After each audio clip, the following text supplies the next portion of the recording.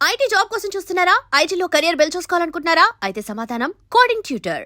Hello views, welcome to I dream media. మనకి ఏదైనా కష్టం వస్తే భగవంతుడి దగ్గరికి వెళ్ళి ఆ కష్టాన్ని తెలియజేసుకుంటాం. అందులో భాగంగానే ఇంట్లో ఏవైనా వస్తువులు పోతే, దేవుడా మా కష్టానికి తగిన ఫలితం చూడు, మా కష్టార్జితం పోయింది, ఎలా అయినా నువ్వే దిక్కు అంటూ కానుకలు సమర్పించుకోవడానికి కోసం కూడా దేవుణ్ణి ప్రార్థిస్తాం. అలాంటిది దేవుడికే కష్టం వస్తే దేవుడి నగలికే కన్నం వేయాలని కొంతమంది కిరాతకులు ప్లాన్ చేస్తే, సో అలాంటి వారి ప్లాన్ ని పోలీసులు భగ్నం చేస్తే ఎలా ఉంటుందో ఈ స్టోరీ వినండి. పార్వతీపురం మన్యం జిల్లా సీతానగరం మండలం లచ్చయ్యపేట షుగర్ ఫ్యాక్టరీకి సంబంధించి వెంకటేశ్వర స్వామి ఆలయంలో నవంబర్ 1వ తారీఖున ఒక భారీ చోరీ జరిగింది. దాదాపు 6 తులాల బంగారం, అదే విధంగా 5 కేజీల పైచిలకు వెండిని కొంతమంది దొంగలించారంటూ పోలీసులకి ఫిర్యాదు వెళ్ళింది. అసలు దేవుని నగల్ని దొంగలించాల్సిన అవసరం ఎవరుంది?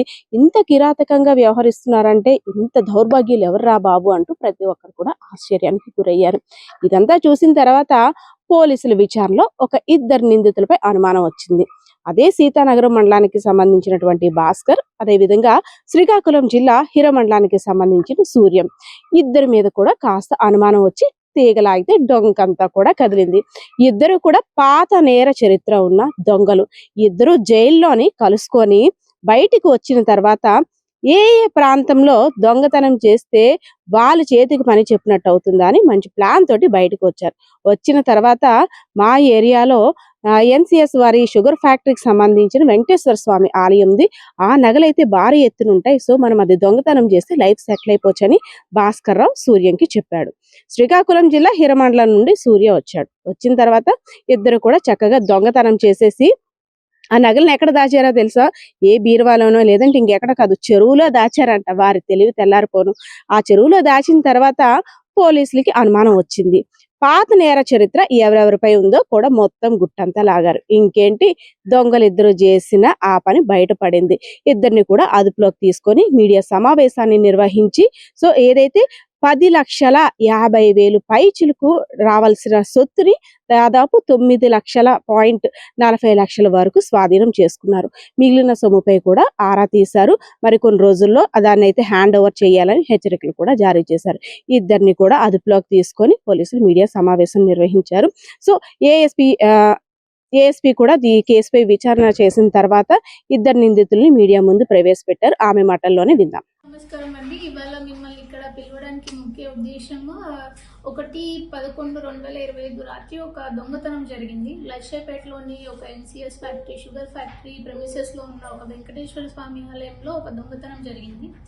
దాని రిలేటెడ్ అక్యూజ్ని దర్యాప్తు చేస్తూ ఉండగా ఇవాళ మాకు వాళ్ళు ఇచ్చిన కన్ఫెషన్ రిపోర్ట్లో కొన్ని కీలక విషయాలు తెలిసాయి. దాన్ని బట్టి మేము కొన్ని వస్తువులు రికవరీ చేయడం జరిగింది. ఆ విషయాన్ని మీ ముందు ప్రస్తావించడానికి ఈ ప్రెస్ కాన్ఫరెన్స్ పెట్టడం జరిగింది.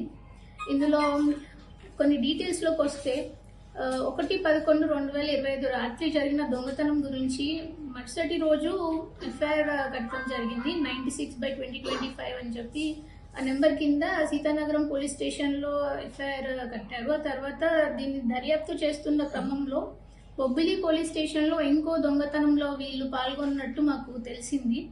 ఆ తర్వాత బొబ్బిలి కోర్టు నుంచి మేము ట్రాన్సిట్ తీసుకొని వాళ్ళని ఈ పోలీస్ స్టేషన్కి తీసుకొని వచ్చి వాళ్ళ దగ్గర ఒక కన్ఫెషన్ రిపోర్ట్ తీసుకున్నాము. వాళ్ళు ఇచ్చిన డీటెయిల్స్ ఏంటి అంటే, జోగంపేటలో మేము ఈ ఏదైతే దొంగతనం జరిగిందో అవి దాచిపెట్టామని చెప్పి మాకు చెప్పడం జరిగింది. సో ఇవాళ జోగంపేటలో మేము అక్కడికి వెళ్ళిన తర్వాత కొన్ని ఐటమ్స్ రికవర్ చేయడం జరిగింది. ఈ లచ్చపేట టెంపుల్లో మొత్తం 107 గ్రాముల బంగారు, అలాగే 5,400 గ్రాముల సిల్వర్ అన్నది దొంగతనం చేయడం జరిగింది. కాకపోతే ఇవాళ రికవరీలో మాకు 92 గ్రాముల బంగారం, అలాగే 5,400 గ్రాముల సిల్వర్ అన్నది రికవర్ చేయడం జరిగింది. మొత్తం దీని వర్త్ వచ్చేసి 9,40,000 మొత్తం బంగారు అలాగే సిల్వర్ ఆభరణాలని ఇవాళ రికవరీ చూపించడం జరిగిందండి. మొత్తం దొంగతనం వచ్చి 9,70,000 అయింది. కానీ మేము ఇవాళ మొత్తానికి 9,40,000 విలువ గల ఏదైతే ఆభరణాలు ఉన్నాయో అవన్నీ కూడా రికవర్ చేయడం జరిగింది. అలాగే ఇద్దరు ముద్దాయిలు ఎవరైతే ఉన్నారో పోలా భాస్కర్ రావు అలాగే సవర సూర్యం అనే ఇద్దరు కూడా వీళ్ళపైన చాలా అఫెన్సెస్ కూడా ఉన్నాయి. ఈ పోలా భాస్కర్ వచ్చేసరికి ఆల్రెడీ 70 కేసులో ఇన్వాల్వ్ అయి ఉన్నాడు. అది ఇతని పైన ఆల్రెడీ సీతానగరం పోలీస్ స్టేషన్లో ఒక డీసీ షీట్ కూడా ఓపెన్ చేయడం జరిగింది. అలాగే ఈ సవర సూర్యం అనే అతను, ఇతనికి 27 సంవత్సరాలు. ఇతని పైన కూడా ఆల్రెడీ ఒక 40 కేసులు కూడా ఉన్నాయి. సో ఇతని పైన కూడా షీట్ ఓపెన్ చేశారు. సో ఈ టెంపుల్ అఫెన్సెస్ ఏవైతే ఆల్రెడీ జరుగుతున్నాయో దానిపైన పోలీసులు అందరూ కూడా స్ట్రిక్ట్ యాక్షన్ తీసుకుంటున్నారు. అపార్ట్ ఫ్రమ్ దట్ ఈ కేసు కాకుండా ఇంకా ఏ ప్రాపర్టీ అఫెన్సెస్ జరుగుతున్నా కానీ దానికి రిలేటెడ్ టెక్నికల్ ఎవిడెన్స్ అవన్నీ కూడా తీసుకొని కేసెస్ని త్వరగా ఫాస్ట్ ట్రాక్గా కంప్లీట్ చేయడానికే చూస్తున్నాము. And thank you everyone. Mostly ఈ సవరం సూర్యం అని ఎవరైతే ఉన్నారో 40 కేసులలో ఇన్వాల్వ్ అయ్యారు. ఈయన మొత్తం కేసులు కూడా మోస్ట్లీ టెంపుల్ అఫెన్సెస్ ఉన్నాయండి. ఈ పోలా భాస్కర్ రావు పైన 71 కేసులు ఉన్నాయి. అందులో మిక్స్ ఆఫ్ కేసెస్ ఉన్నాయి. బట్ మోస్ట్లీ టెంపుల్ అఫెన్సెస్లో ఉన్నాడు అతను కూడా.